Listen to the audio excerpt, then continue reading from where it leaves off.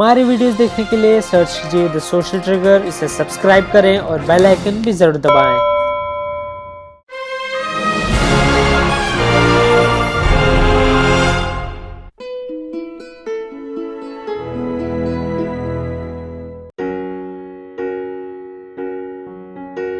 सालों से हमारा एजुकेशन सिस्टम एक इसी राह पर चलता आ रहा है और वो है एक स्टूडेंट एग्जामिनेशंस का। एक स्टूडेंट एक एग्जामिनेशन को पास करने के लिए सालों साल मेहनत करता है और आखिर करे भी क्यों ना, इस सिस्टम में कोई समस्या नहीं है। आखिर एक बच्चा कोई अच्छा एग्जाम देगा तभी तो उसको आगे जाके अच्छा कॉलेज या अच्छी नौकरी मिलेगी। इंडिया एक लोकतांत्रिक देश है जहाँ राइट टू एजुकेशन तो एक मौलिक अधिकार है, लेकिन राइट टू हेल्थ का हमारे कॉन्स्टिट्यूशन में कहीं भी डायरेक्ट मेंशन नहीं है। लेकिन directive principles of state policy, जो कि एक स्टेट को चलाने के कुछ सिद्धांत मेंशन किए गए हमारे कॉन्स्टिट्यूशन में, उसके अकॉर्डिंग से राइट टू हेल्थ एक अधिकार है इनडायरेक्टली जो कॉन्स्टिट्यूशन में मेंशन किया गया है। सवाल सिर्फ इतना है कि आखिर कब तक स्टूडेंट्स को राइट टू एजुकेशन के साथ साथ राइट टू हेल्थ पर भी प्रायोरिटी डायरेक्टली दी जाएगी। आखिर कब तक हमारे कॉन्स्टिट्यूशन में राइट टू हेल्थ को स्टूडेंट्स के साथ भी जोड़कर देखा जाएगा। हाल ही में देश भर में इन्हीं एग्जामिनेशंस के बारे में चर्चा जारी है, जेईई और नीट, जहां केंद्र सरकार का रवैया स्ट्रिक्ट इन एग्जामिनेशंस को कंडक्ट कराना है, ये कहते हुए कि साल वेस्ट ना जाए, बल्कि दूसरी तरफ ऑपोजिशन का रवैया इन एग्जामिनेशंस को कैंसिल या फिर पोस्टपोन कराना।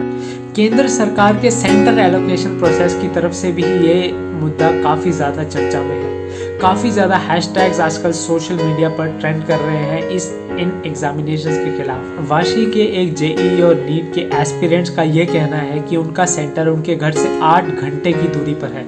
उनका ये भी कहना है कि जेईई और नीट के फॉर्म को भरते समय उनसे 6 में से 4 सेंटर को अलॉट करने का पूछा गया। यहाँ तक कि कुछ पेरेंट्स का ये भी कहना है कि उनके मुंबई सेंटर चुनने के बावजूद भी उनको मुंबई सेंटर अलॉट नहीं किया गया।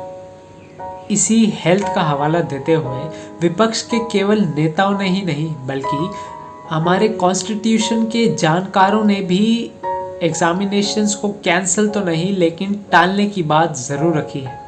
अब उन एग्जामिनेशन सेंटर्स का ये कहना है कि 25 लाख में से अगर 17 लाख बच्चों ने जेईई और नीट के एडमिट कार्ड्स डाउनलोड कर लिए हैं तो वो एग्ज़ाम्स देना चाहते हैं, लेकिन बच्चों की साइड की ये स्टोरी कोई नहीं देख रहा कि उनके पास कोई ऑप्शन नहीं है।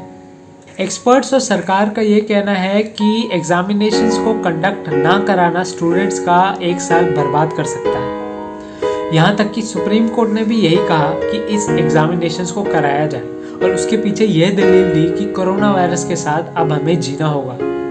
6 नॉन बीजेपी स्टेट्स जैसे पंजाब, छत्तीसगढ़, झारखंड, वेस्ट बंगाल, महाराष्ट्र और राजस्थान का सुप्रीम कोर्ट जाना इसी हेल्थ इशू को मेन मुद्दा बनाते हुए इन एग्जाम्स के अगेंस्ट कहीं ना कहीं ये जरूर दिखाता है कि कुछ हैंडफुल स्टेट्स हैं जो सोच तो जरूर रहे हैं हेल्थ के बारे में, लेकिन क्या ये नंबर कुछ लिमिटेड ही रह जाएगा?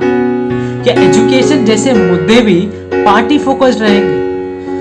बीजू जनता दल के नवीन पटनायक ने यह अनाउंसमेंट तो जरूर की है कि वो जेईई एस्पिरेंट्स को फ्री अकोमोडेशन देंगे, लेकिन अभी भी इंडिया में बहुत सारे लोग ऐसे हैं जिनके पास मोबाइल और इंटरनेट जैसी बेसिक फैसिलिटीज का एक्सेस तक नहीं है। एग्जामिनेशंस के नतीजों के बाद भी अगर यूनिसेफ के रिपोर्ट के हिसाब से 24% इंडियन हाउसहोल्ड्स सिर्फ और सिर्फ 24% इंटरनेट को एक्सेस कर सकते हैं, तो ऐसे में डिस्पैरिटी को मीट करना तो बहुत ज्यादा मुश्किल हो जाएगा। पूरे देश भर में माइग्रेंट्स की मदद करने के बाद अब सोनू सूद का आगे आकर ये कहना कि वो स्टूडेंट्स का 1 साल बर्बाद नहीं होना देना चाहते और मदद ऑफर करना ये अपने आप में एक बहुत बड़ा स्टेप है। लेकिन ये स्पेशल तब होता जब पॉलिटिशियंस की तरफ से कदम आता। क्या वाकई में राइट टू हेल्थ और राइट टू एजुकेशन को एक साथ जोड़कर देखा जाए?